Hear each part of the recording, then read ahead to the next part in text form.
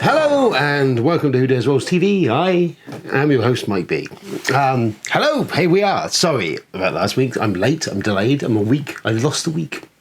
Lots going on. Wife's birthday, that kind of was a thing. Can't miss your wife's birthday.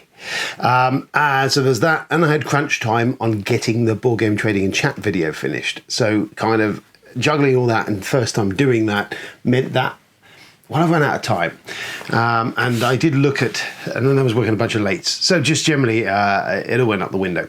However, as we speak at this present point in time, that video should in fact be airing any minute now, actually. So if you're not a member of the Board Game Trading and Chat UK, then you can certainly find the Board Game Telly, BG Telly, on YouTube. And I am now going to be doing a monthly show on there, which is a release roundup. It's called Release Roundup. How wonderful.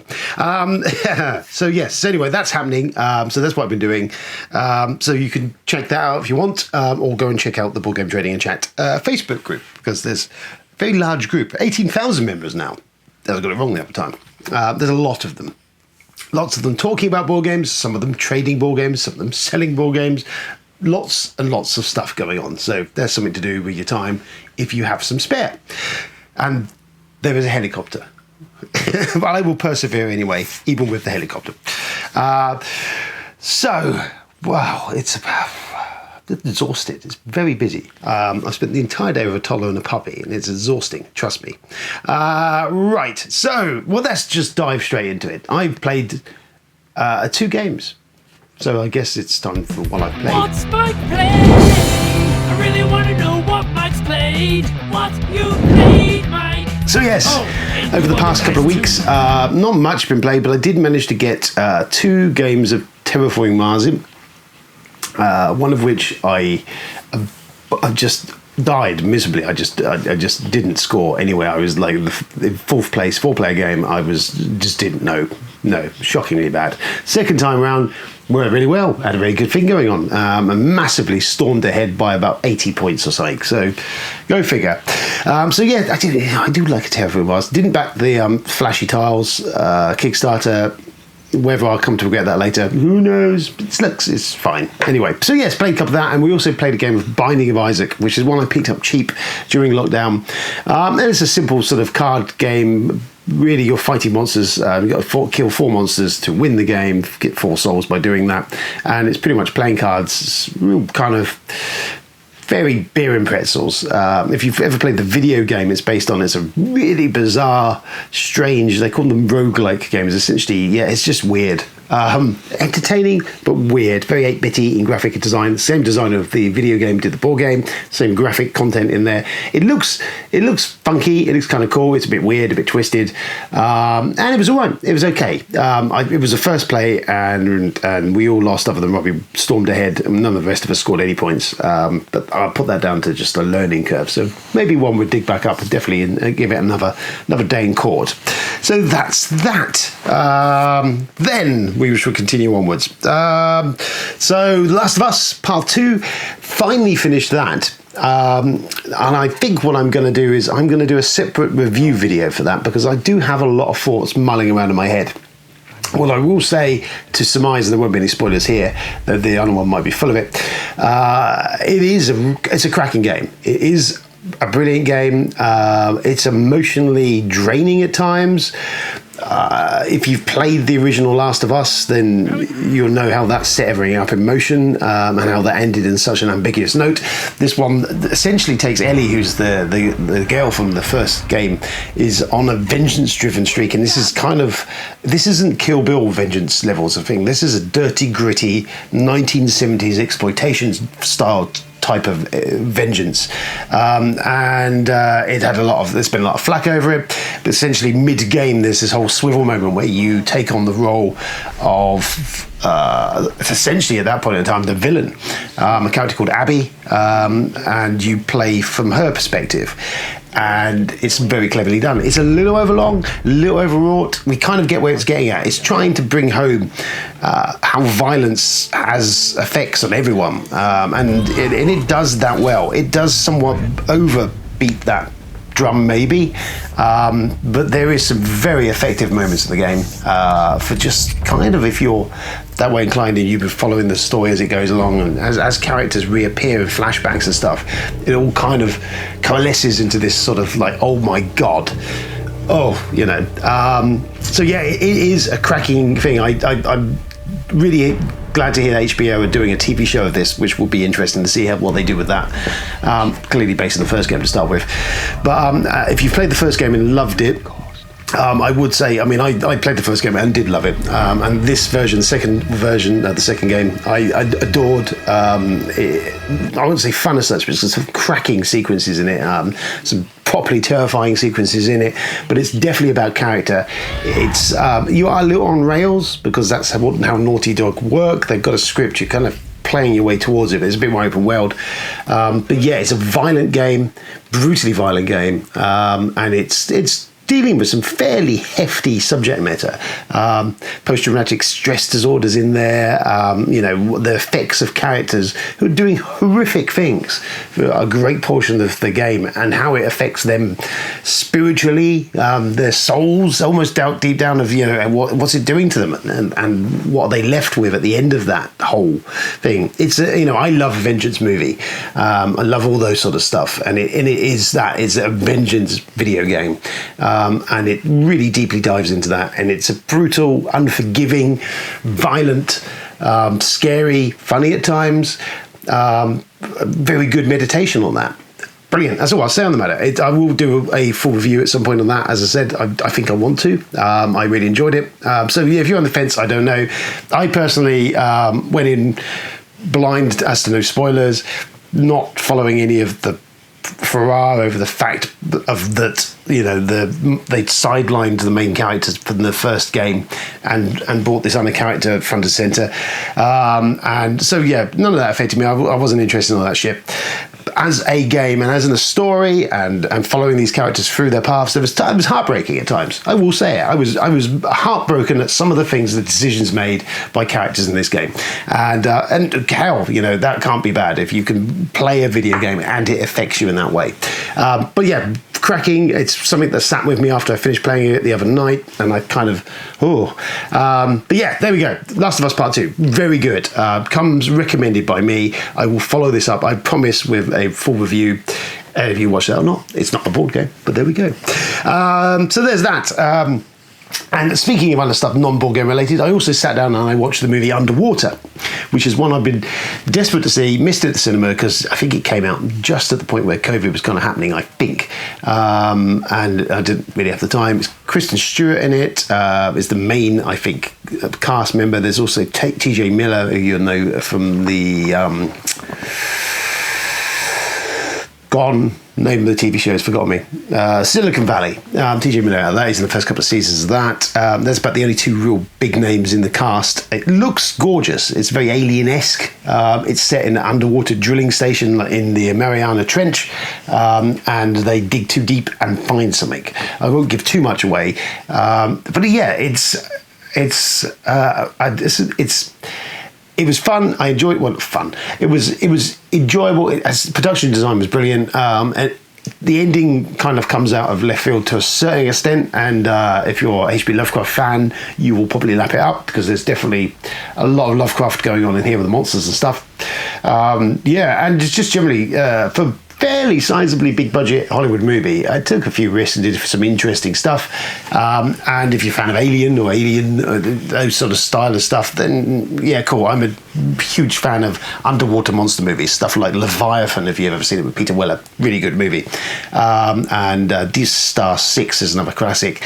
The Abyss, which I enjoy as well, but it's more to the size of those monster movie underwater things. And production design is stunning. Monsters are really cool. Some cool monsters, some gnarly blood and guts in there.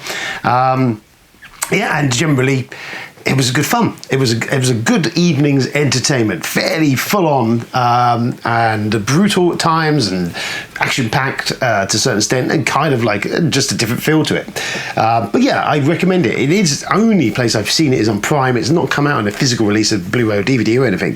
The only place I saw it on Prime, Amazon Prime. So I took the dive and actually just bought it off on the HD version of Prime. It was a tenner. So, oh dear.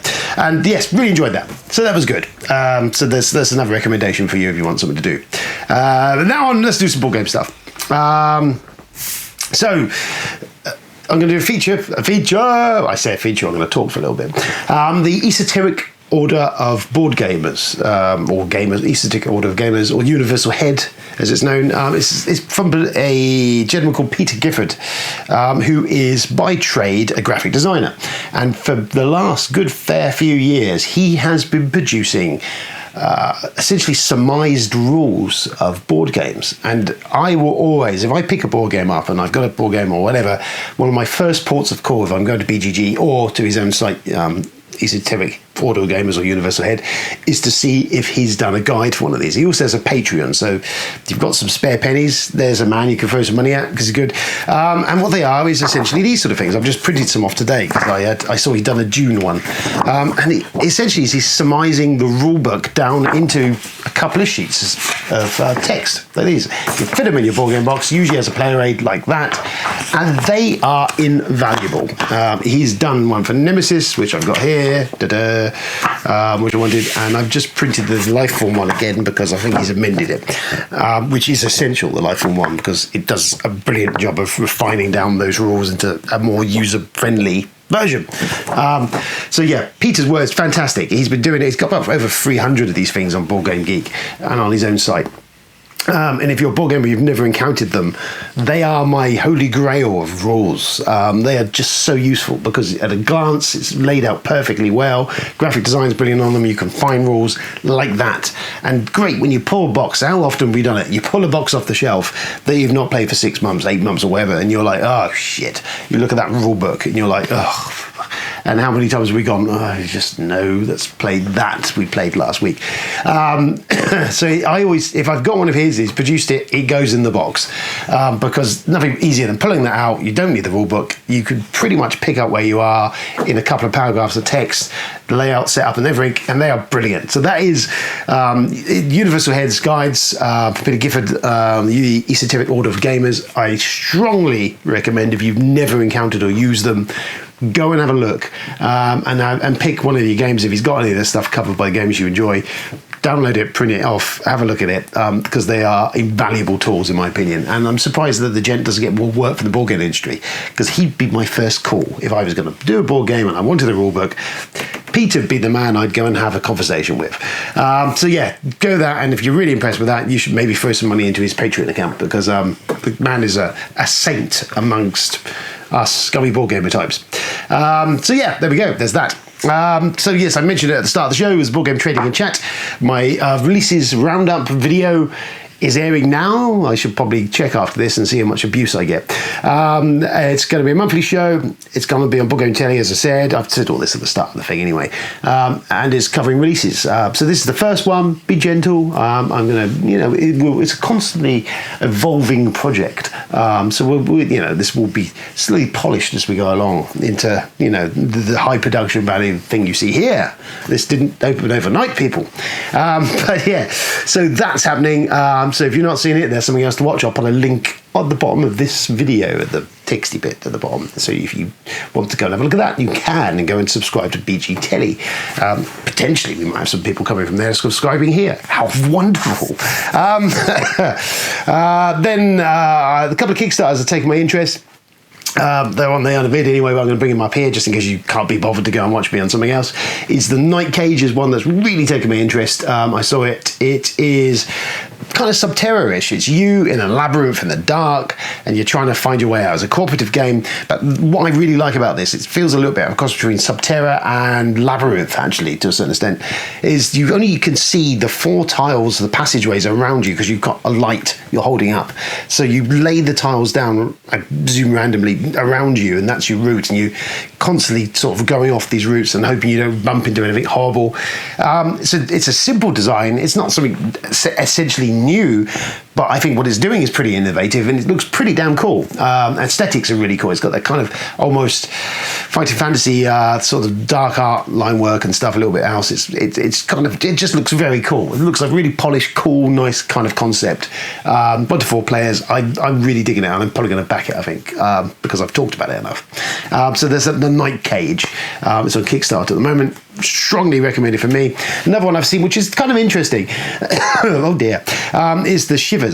I'm doing too much coffee time. Is the Shivers, which looks a bit like a Manchester Madness style game, but the cool thing on this is it's got a very kind of high toy factor value, is all the rooms you go into in this, and I think there's about 8 of them, I think, they're pop-ups.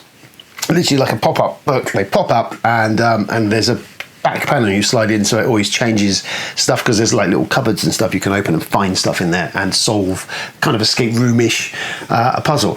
It does look very cool. It does look interesting. I haven't really studied it intently, but I need to look at it some more. I don't think I'll be back in it because I'm done. For the last couple of months, I've been kind of brutal on the Backstar. Night Cage is going to be the one that I get my money. It's reasonably priced as well. But the Shivers, if you've got some spare money rolling around in your back pocket, then that might be one you want to have a look at. So that's a couple of Kickstarters that took my fancy. What else have I got? So recently I picked up, it's at the back at the top there, I picked up Sanctum from Philip Newdick, I think it is. I've murdered that again.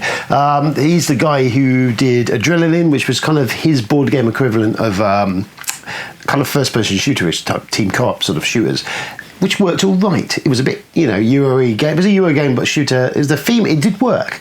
I still have it somewhere on my shelf over here. So enjoyed that. Sanctum is essentially his version of Diablo, the board game. And as me and the boys have been playing a shit ton of Diablo in the midst of lockdown, I was like, wow. So I did blew the last of the spare cash, and I picked up Sanctum, and I picked up Tapestry because I saw it actually just under the 50 quid mark, I think it was. I picked it up for, or with the reduction it was. Tapestry is my first Stonemaier game that I've purchased, and it's the first one I actually enjoyed. It's had some knockers, as it were, for half an hour, but I really enjoyed just what it was doing, and I enjoyed the game of it. I don't know why. It's that engine build again. I think maybe that's my thing. Aesthetically, it's quite nice, though the stupid big Lilliput Lane houses are even here or there. I don't really, that's not drove me to it, but I kind of liked what it's doing. It's a very simplistic gameplay, but lots of variety in there, and I hear viciously on the vicious right lines of the today looking up stuff and printing off the balance sheet for the factions is that there is an expansion coming from it, so that's interesting, isn't it? So that's my first Stonemaier Games game. It's Tapestry. I enjoyed it. I know it's a very Marmite game, but I really enjoyed it, and I'm looking forward to getting another game or two in that. So there we go. And speaking of stuff we think, so a couple of episodes ago I mentioned Twilight Imperium 4, that there was a debunked rumour of an expansion to that. That looks like that might actually be real. Vicious rumour is it's going to be in the in-flight report from FFG, which is coming probably next month, I think now. I don't know when Gen Con is happening, Virtual Gen Con. But yes, it looks like that actually might be true, that there is a Twilight Imperium 4 expansion coming. Add a couple more races so you could play up to 8-player game, bunch more factions, and a bunch of other stuff. So, I love TI4, and I'm looking forward to getting a game in that in soon. So there you go. That is Who Dares Rolls TV for this week. Sorry we're late. Giveaway. Yes, I'm aware. I promised it, and I am going to do it. I have not had the time to sit down and think about what we're going to do in regards to that. We've hit the 300. We are on the 300. We're still there. No one's got bored waiting for me to release a video in a week, and no one's dropped off, so we're still at 300. So not that would matter anyway now. But yes, I have got some ideas. I just haven't had time. So bear with me. I will do something in regards to that. I just was kind of get down into the basement and get this video shot, so there's some content this week. So there you go. I've been Mike B. This has been Who Dares Rolls. Thank you for tuning in, as always, all you loyal fans and supporters out there. I have a bunch of stuff they've got some reviews of Charlie's I need to release that I, again, haven't had time to sit down and do. There's a podcast episode that me, Ben, and Charlie recorded maybe this week. I think it was Tuesday. Was it Tuesday? No, it wasn't. It was last week. There you go. Last Tuesday, I recorded the podcast. I haven't had a chance to edit or get it ready, but that will drop in the next couple of days. Hopefully I can sit down and get that done. And also there's still a bunch of video review stuff that I need to finish editing and get out. So there is stuff. It's just working, babies, puppies, time. I don't have enough time. Anyway, there we go. That is it. I'm hoping to get a weekend of gaming in. I'm going to get some gaming in on Saturday, and I'm going to get some gaming in on Sunday night. That's a lot of gaming. I'm looking forward to it. I'm very excited about some gaming. I just miss gaming. So there we go. There's Who Dares Rolls. I've been Mike B. Thanks for tuning in. Go and watch the BG Teddy video. Go on. Indulge yourself and have a look what else they've got over there. I will be back, hopefully. I know I will be back next week, I promise, with my usually regular schedule nonsense. Hopefully I can get some of the other reviews released as well. We'll see what happens. Who knows? It's very much like a Russian roulette of YouTubing and review releases, isn't it? Who knows what's coming? But yes, some of that stuff will happen at some point in the next indefinable period of time. Until then, thank you and good night.